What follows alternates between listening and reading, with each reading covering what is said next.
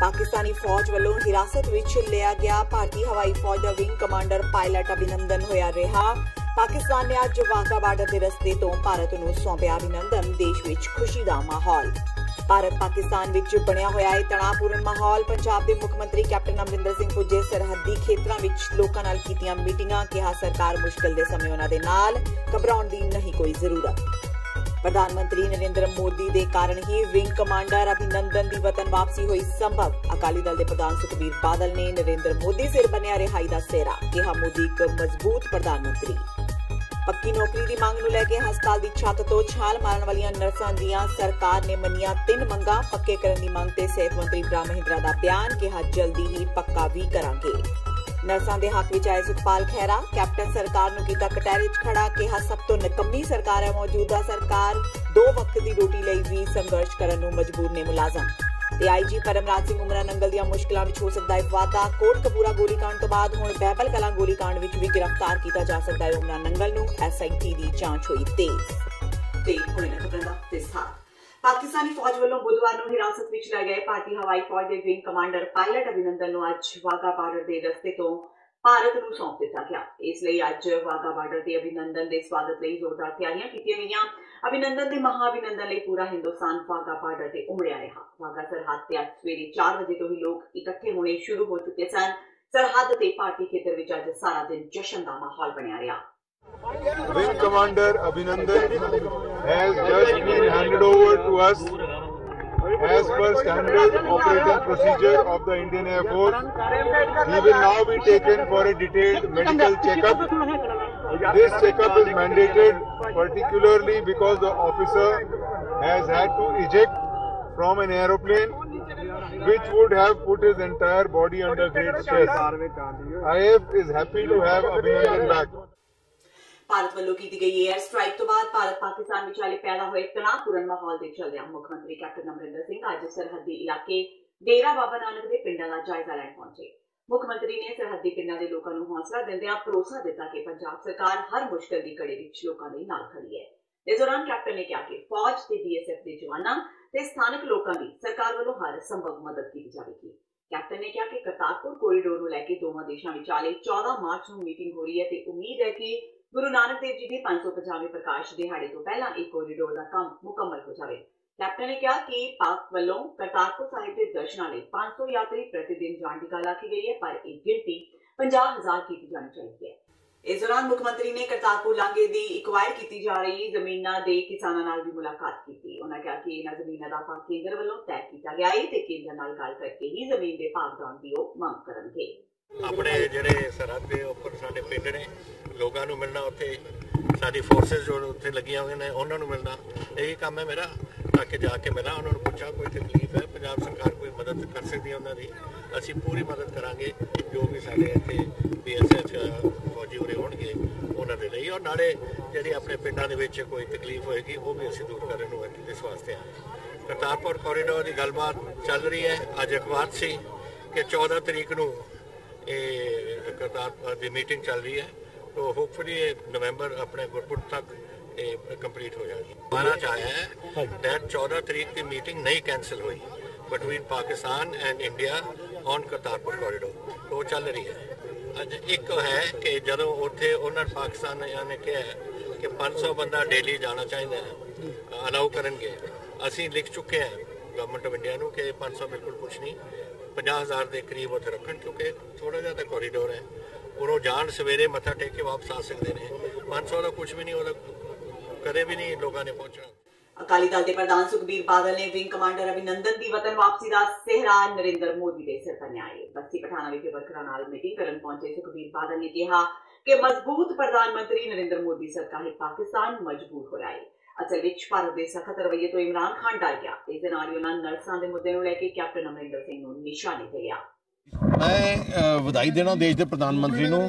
देश का स्ट्रोंग प्रधानमंत्री है, वही कारण है कि अज 48 घंटे के अंदर अंदर अपना फ्लाइंग कैप्टन विंग कमांडर वापस आ रहा। जे कोई कमजोर प्रधानमंत्री होंदा पाकिस्तान ने परवाह नहीं करनी सी। इमरान खान दियां दोगलियां नीतियां, कहंदा कुछ है करदा कुछ है। अतवादी अपने इत्थे रोज बंदे भेजदा, सुसाइड बॉम्बर्स भेजदा, टेररिस्ट भेजदा, ਆਪਣੇ ਹਜ਼ਾਰਾਂ ਦੀ ਗਿਣਤੀ 'ਚ ਆਪਣੇ ਲੋਕਾਂ ਨੂੰ ਉਹਨਾਂ ਨੇ ਸ਼ਹੀਦ ਕਰ ਦਿੱਤਾ ਤੇ ਹੋਰ ਹੁਣ ਕਹਿੰਦਾ ਸ਼ਾਂਤੀ ਦੇ ਪ੍ਰਤੀ ਡਰ ਗਿਆ। ਉਹਨੇ ਦੇਖਿਆ ਕਿ ਦੇਸ਼ ਦੀ ਫੌਜਾਂ ਨੇ, ਦੇਸ਼ ਦੇ 에ਅਰਫੋਰਸ ਨੇ ਉਹਨਾਂ ਦੇ ਘਰ ਜਾ ਕੇ ਉਹਨਾਂ ਨੇ ਜਿਹੜੇ ਦੁਸ਼ਮਣ ਦੇ ਟਿਕਾਣਿਆਂ ਨੂੰ ਨਸ਼ਟ ਕੀਤਾ।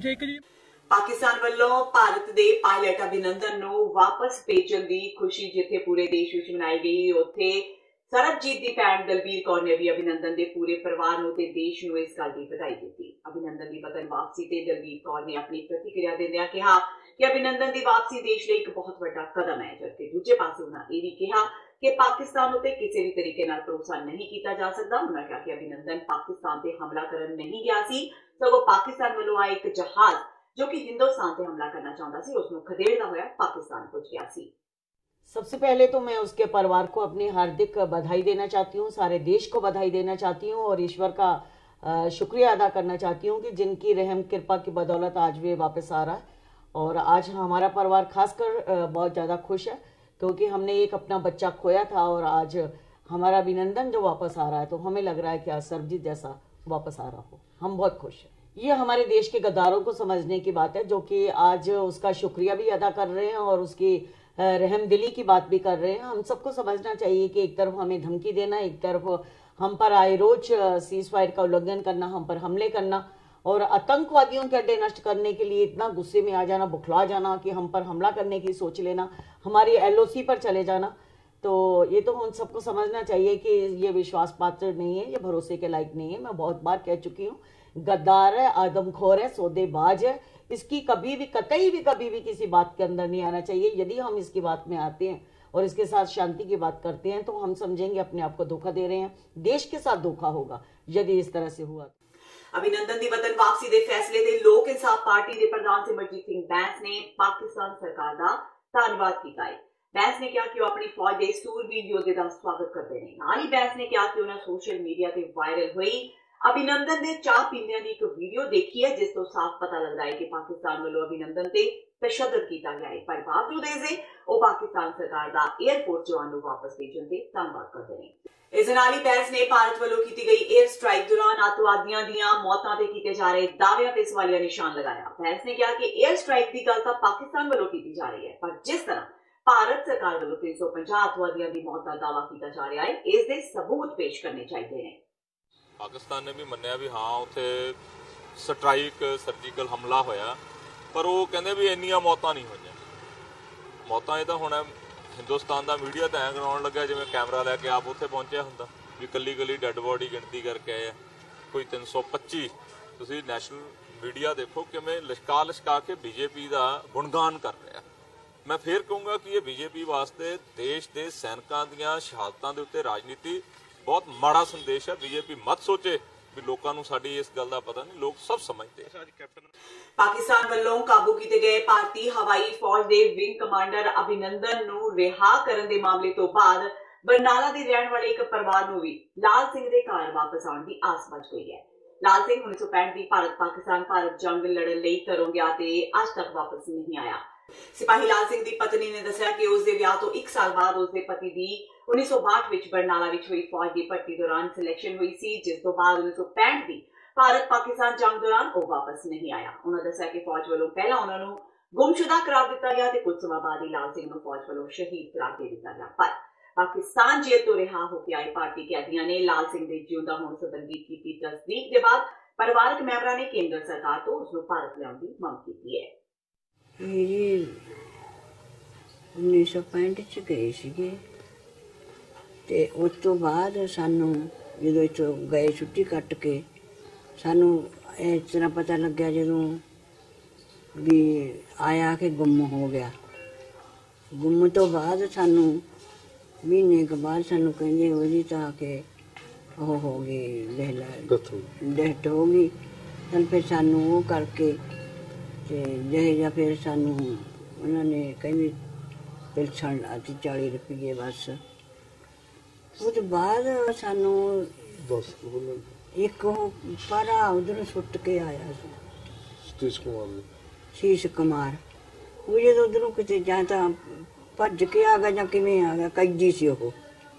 ਉਹਨੇ ਦੱਸਿਆ ਸੀ ਕਹਿੰਦਾ ਅਸੀਂ ਕਮਰਿਆਂ 'ਚ ਮੈਂ ਤਾਂ ਮੈਂ ਜਾਣਦਾ ਨਹੀਂ ਸੀ, ਕਹਿੰਦਾ ਫੋਟੋ ਮੈਂ ਦੇਖੀ ਹੈ ਉਹਨੇ ਦੱਸਿਆ ਵੀ ਹੈਗਾ ਉੱਧਰ, ਸ਼ੀਸ਼ ਕੁਮਾਰ ਨੇ ਦੱਸਿਆ।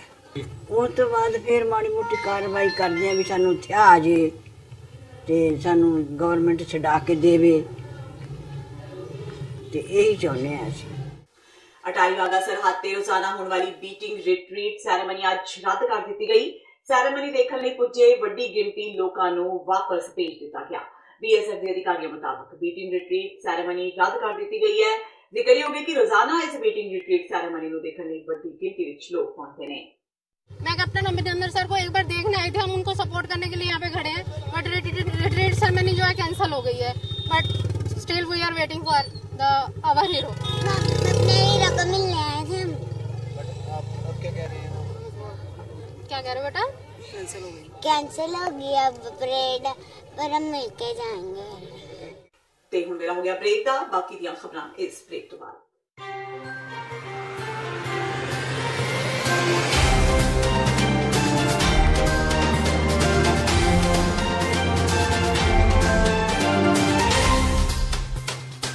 ਕੀ ਤੁਸੀਂ ਆਪਣੇ ਟੈਕਸਿਸ ਨੂੰ ਲੈ ਕੇ ਚਿੰਤਤ ਹੋ? ਤੁਸੀਂ ਆਪਣੀ ਕਮਾਈ ਲਈ ਮਿਹਨਤ ਕਰਦੇ ਹੋ, ਭਾਵੇਂ ਤੁਸੀਂ ਨੌਕਰੀ ਵਿੱਚ ਹੋਵੋ ਜਾਂ ਆਪਣਾ ਬਿਜ਼ਨਸ ਚਲਾਉਂਦੇ ਹੋ। ਜਦੋਂ ਟੈਕਸ ਭਰਨ ਦਾ ਸਮਾਂ ਆਉਂਦਾ ਤਾਂ ਤੁਹਾਨੂੰ ਇੱਕ ਭਰੋਸੇਯੋਗ ਟੈਕਸ ਅਕਾਊਂਟੈਂਟ ਦੀ ਲੋੜ ਹੈ, ਜੋ ਟੈਕਸ ਬੈਲੈਂਸ ਦਾ ਤੁਹਾਡੇ ਪੱਖ ਵਿੱਚ ਜਾਣਾ ਯਕੀਨੀ ਬਣਾਵੇ। ਸਿਆਟਲ ਦੀ ਜਾਣੀ ਪਹਿਚਾਣੀ company accurate accountants and taxes ਤੁਹਾਡੀ ਸੇਵਾ ਵਿੱਚ ਹਾਜ਼ਰ ਹੈ। ਅਸੀਂ ਹਰ ਤਰ੍ਹਾਂ ਦੇ ਟੈਕਸ ਭਰਨ ਵਿੱਚ ਤੁਹਾਡੀ ਮਦਦ ਕਰਾਂਗੇ। ਟੈਕਸ ਸੰਬੰਧੀ ਕਿਸੇ ਵੀ ਤਰ੍ਹਾਂ ਦੇ ਸਵਾਲ ਲਈ ਅੱਜ ਹੀ ਸਾਡੇ ਤੱਕ ਪਹੁੰਚ ਕਰੋ। Accurate accountants and Texas.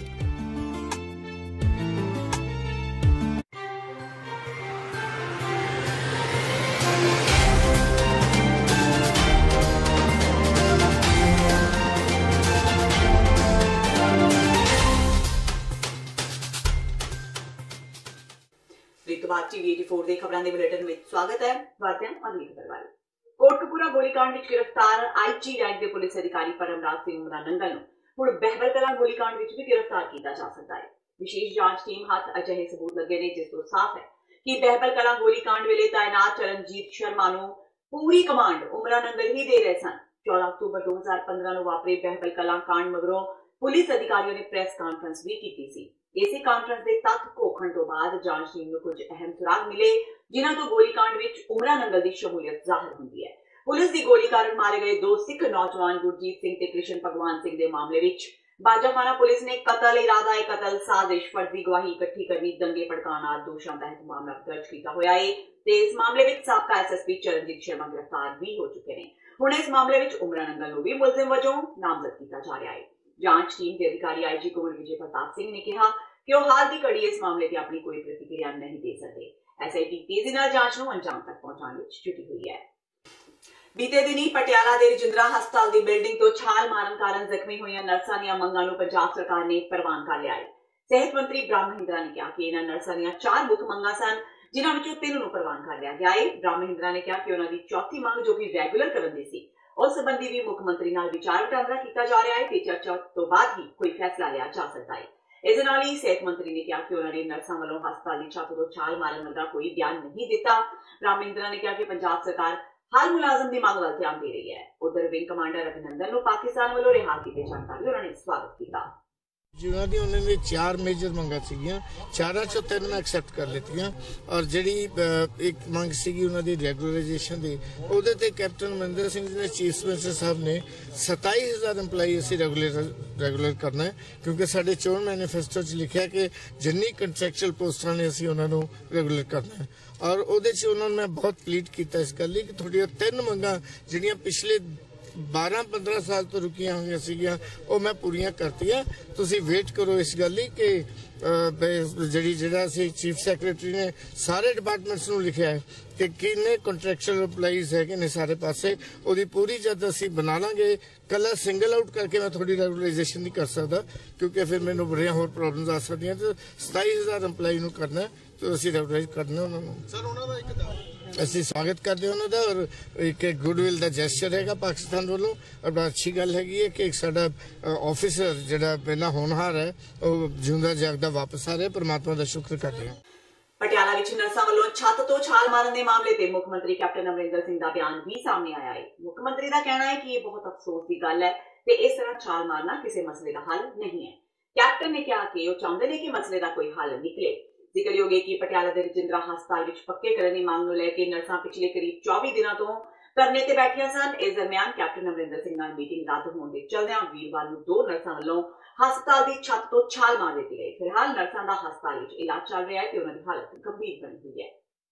Sir ਕੱਲ ਕੈਪਟਨ ਤੁਹਾਡੇ ਪਟਿਆਲੇ ਦੇ ਵਿੱਚ ਸਰ ਉਹਨਾਂ ਨੇ ਨਰਸਾਂ ਨੇ ਜਿਹੜਾ ਧਰਨਾ ਲਗਾਇਆ, ਬਹੁਤ ਅਫਸੋਸ ਦੀ ਗੱਲ ਹੈ। ਲੇਕਿਨ ਇਹ ਕੋਈ ਹੱਲ ਨਹੀਂ ਕਿ ਤੁਸੀਂ ਉੱਥੇ ਚੜ ਕੇ ਅਗਰ ਨਹੀਂ ਸਾਡਾ ਕੋਈ ਗੱਲ ਬਣਦੀ ਤਾਂ ਛਾਲ ਮਾਰੋ ਉੱਥੋਂ। ਇਹਦੇ ਨਾਲ ਕੀ ਹੈ, ਇਹਦੇ ਨਾਲ ਹੱਲ ਨਹੀਂ ਨਿਕਲਦਾ, ਸਮਾਂ ਤੁਸੀਂ ਆਪਣਾ ਨੁਕਸਾਨ ਕਰਾ ਰਹੇ ਹੋ। ਅਸੀਂ ਚਾਹੁੰਦੇ ਹਾਂ ਕਿ ਕੋਈ ਹੱਲ ਨਿਕਲੇ ਔਰ ਉਹਦੇ ਵਾਸਤੇ ਮੈਂ ਅਸੈਂਬਲੀ ਦੇ ਵਿੱਚ ਕਿਹਾ ਸੀ ਕਿ ਅਸੀਂ ਇੱਕ ਬਿੱਲ ਲਿਆ ਕੇ ਆਵਾਂਗੇ ਤਾਂ ਕਿ ਰੈਗੂਲਰਾਈਜੇਸ਼ਨ ਦੇ ਵਾਸਤੇ ਪੰਜਾਬ ਦੇ ਸਾਰੇ ਮਹਿਕਮਿਆਂ ਦੇ ਵਿੱਚ ਅਸੀਂ ਕਰ ਸਕੀਏ। ਪੰਜਾਬ ਏਕਤਾ ਪਾਰਟੀ ਦੇ ਪ੍ਰਧਾਨ ਸੁਖਪਾਲ ਖਹਿਰਾ ਵੀ ਇਹਨਾਂ ਨਰਸਾਂ ਦੇ ਹੱਕ ਵਿੱਚ ਹਾਂ ਦਾ ਨਾਰਾ ਮਾਰਨ ਪਟਿਆਲਾ ਪੁੱਜੇ।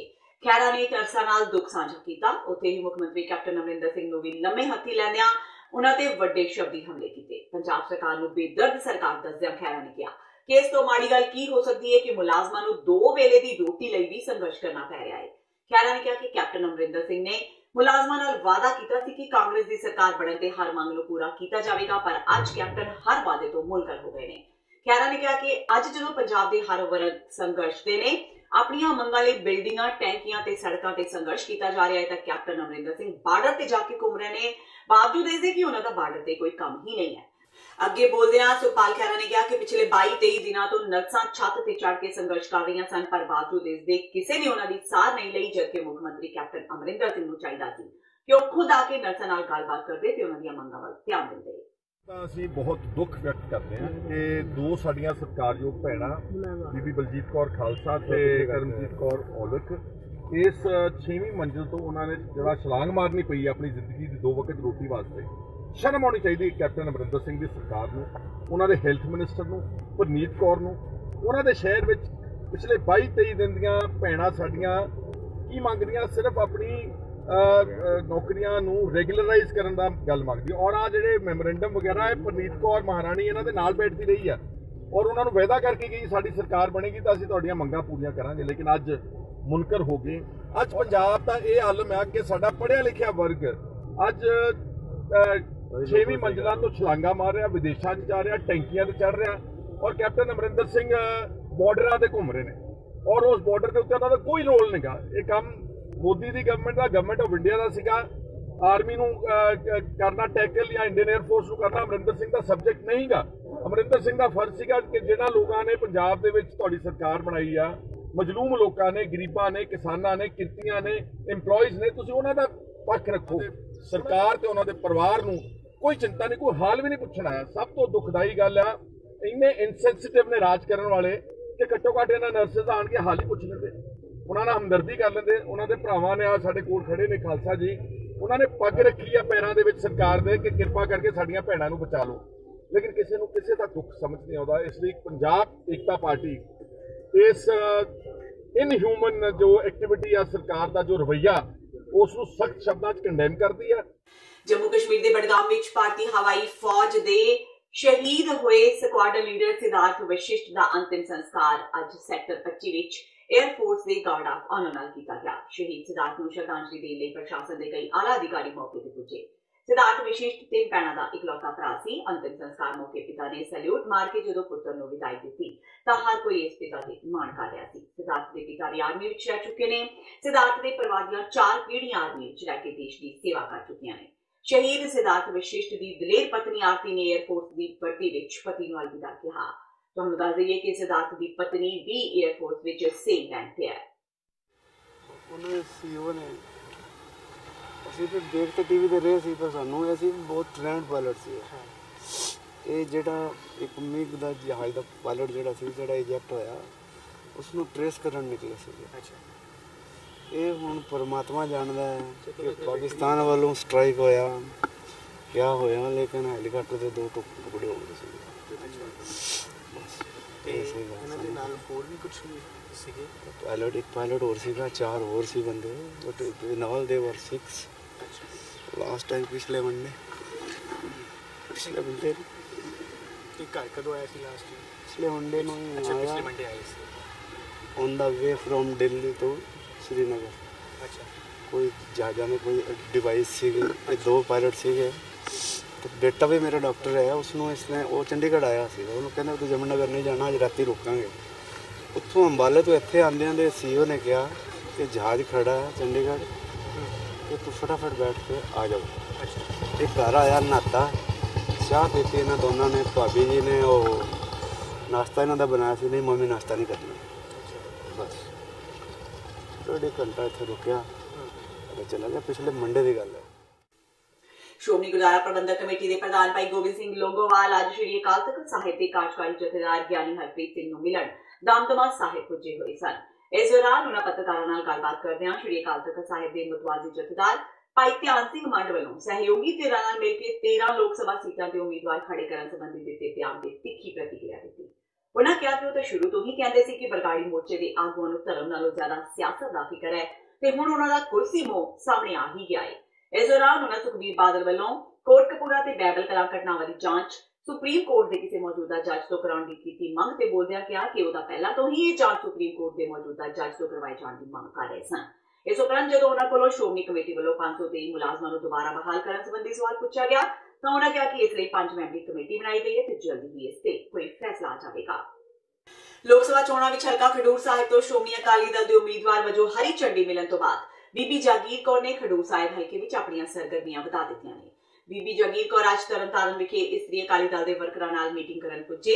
ਜਾਗੀਰ ਕੌਰ ਨੇ ਵਰਕਰਾਂ ਨੂੰ ਸੰਬੋਧਨ ਹੁੰਦਿਆਂ ਕਿਹਾ ਕਿ ਉਹ ਪਿੰਡਾਂ ਵਿੱਚ ਜਾ ਕੇ ਔਰਤਾਂ ਨੂੰ ਪਾਰਟੀ ਦੀਆਂ ਨੀਤੀਆਂ ਤੋਂ ਜਾਣੂ ਕਰਵਾਉਣ।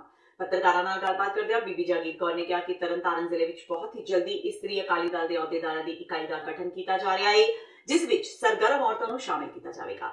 ਉਹਨਾਂ ਕਿਹਾ ਕਿ ਪਾਰਟੀ ਪ੍ਰਧਾਨ ਸੁਖਬੀਰ ਬਾਦਲ ਵੱਲੋਂ ਔਰਤਾਂ ਨੂੰ ਪਹਿਲ ਦਿੰਦਿਆਂ ਸਭ ਤੋਂ ਪਹਿਲਾਂ ਉਹਨਾਂ ਨੂੰ ਖਡੂਰ ਸਾਹਿਬ ਹਲਕੇ ਤੋਂ ਮਾਣ ਬਖਸ਼ਿਆ ਗਿਆ ਹੈ। ਉਹਨਾਂ ਕਿਹਾ ਕਿ ਆਉਂਦੀਆਂ ਲੋਕ ਸਭਾ ਚੋਣਾਂ ਵਿੱਚ ਇਸਤਰੀ ਅਕਾਲੀ ਦਲ ਅਹਿਮ ਭੂਮਿਕਾ ਨਿਭਾਵੇਗਾ। ਇਸ ਮੌਕੇ ਉਹਨਾਂ ਪੁਲਵਾਮਾ ਹਮਲੇ ਤੋਂ ਬਾਅਦ ਪ੍ਰਧਾਨ ਮੰਤਰੀ ਵੱਲੋਂ ਪਾਕਿਸਤਾਨ ਖਿਲਾਫ ਲਏ ਗਏ ਸਖਤ ਸਟੈਂਡ ਦੀ ਵੀ ਸ਼ਲਾਘਾ ਕੀਤੀ।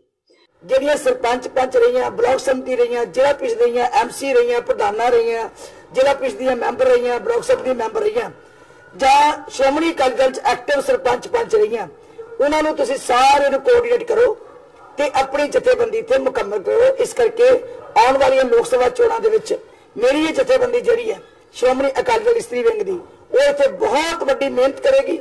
ਬਹੁਤ ਵੱਡਾ ਸੀ ਮਾਣ ਜਿਹੜਾ ਆਉਣ ਵਾਲੇ ਸਮੇਂ 'ਚ ਦੇਵਾਂਗੇ ਇਸ ਪਾਰਟੀ ਨੂੰ।